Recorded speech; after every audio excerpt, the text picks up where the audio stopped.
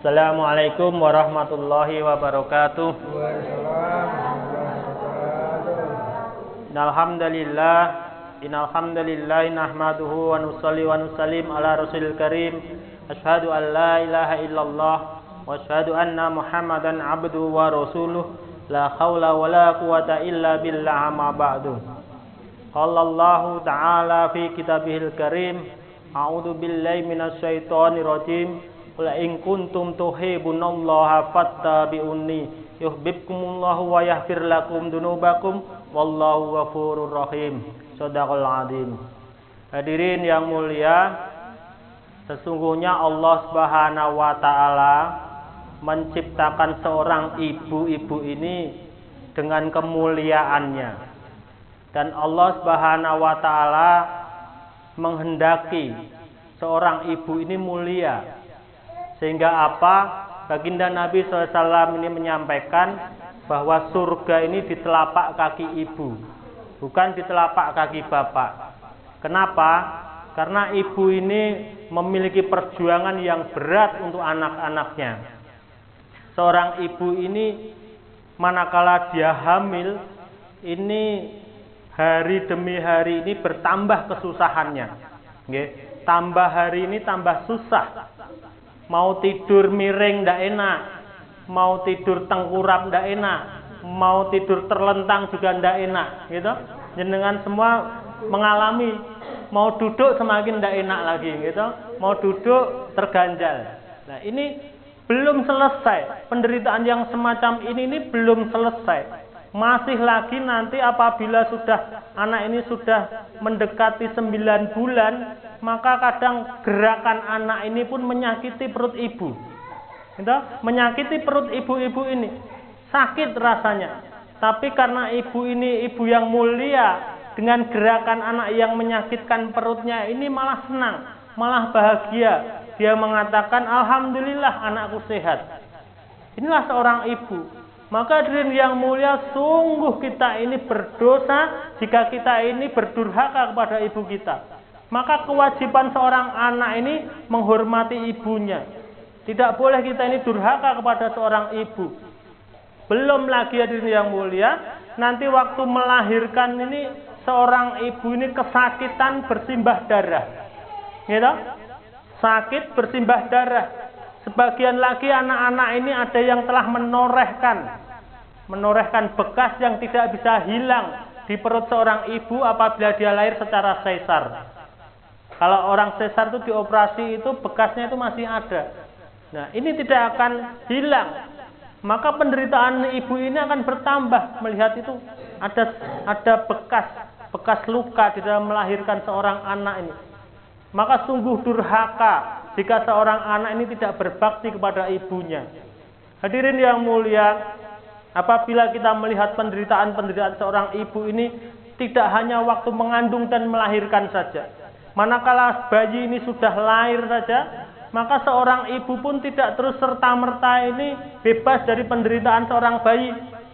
Kalau malam begadang, kalau mau makan, sedangkan anaknya mau pipis, mau itu saja dihentikan makannya. Untuk apa? Untuk seorang anak ini. Tapi nanti manakala anak ini besar ternyata dia ini tidak tahu diri, apalagi durhaka kepada seorang ibu, maka ini durhaka sekali. Begitu juga kita ini juga anak. Walaupun kita ini seperti ini, kita ini anak juga. Maka berbuat baiklah dengan ibu kita. Hadirin yang mulia, satu peristiwa ini Nabi Musa alaihissalam bertanya kepada Allah Subhanahu wa taala, "Ya Allah, nanti saya ini masuk surga bersama-sama siapa?" Jadi Nabi Musa ini bertanya kepada Allah. Allah pun berfirman, "Kau nanti akan masuk surga bersama penjual daging di pasar itu." Maka Nabi Musa alaihissalam ini melihat penjual daging, wah, orang seperti ini masuk surga bersama saya ini sepertinya tidak layak ini, tidak level saya itu. Bahasa kita seperti itu. Nah, tapi Allah Subhanahu wa taala ini kan la yukhliful mi'ad. Tidak pernah menyalahi janjinya. Tidak pernah zat yang tidak pernah menyalahi janji. Maka Nabi Musa ini penasaran, apa yang menyebabkan dia ini masuk surga bersama saya? Maka Nabi Musa itu mengikuti penjual daging itu sampai ke rumahnya.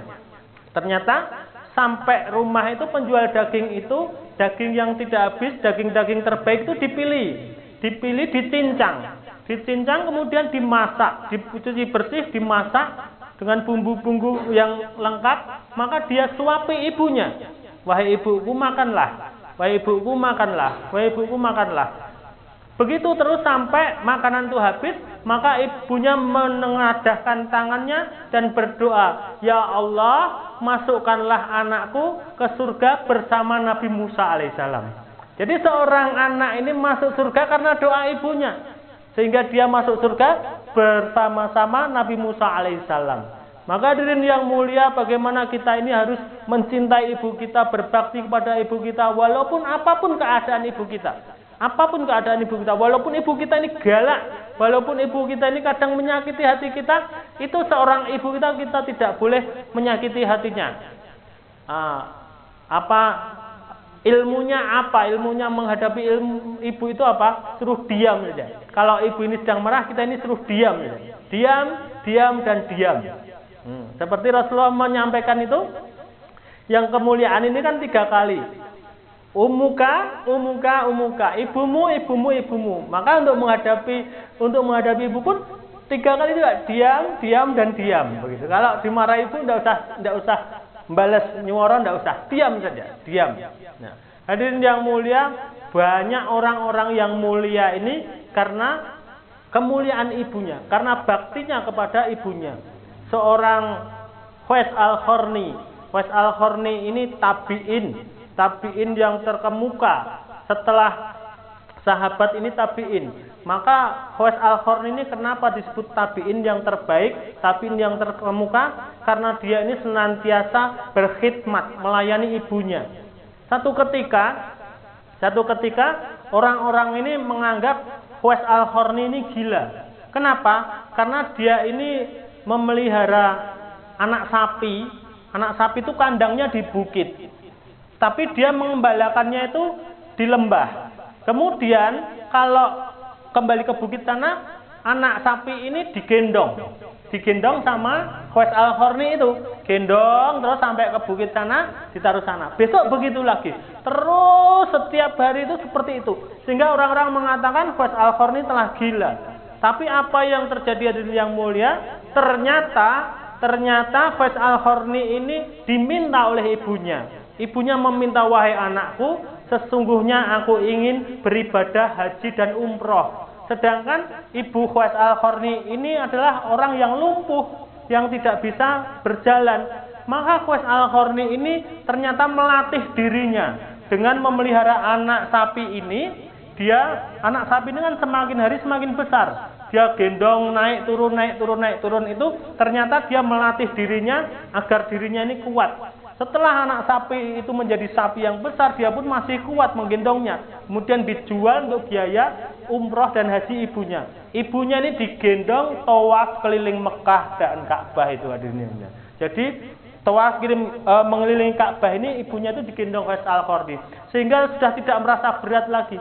Inilah yang menjadikan Allah ridho, Allah sayang pada Uwais Al-Qarni, sehingga sahabat Umar radhiyallahu anhu ini sahabat yang terkemuka, diminta oleh Rasulullah SAW, apabila kamu ketemu tabi'in yang bernama Uwais Al-Qarni, maka mintalah doa. Bagaimana ini? Seorang sahabat yang kedudukannya lebih tinggi disuruh meminta doa kepada tabi'in yang kedudukannya di bawah sahabat. Tapi karena apa? Karena kemuliaan Uwais Al-Qarni telah berbakti dengan sempurna kepada ibunya.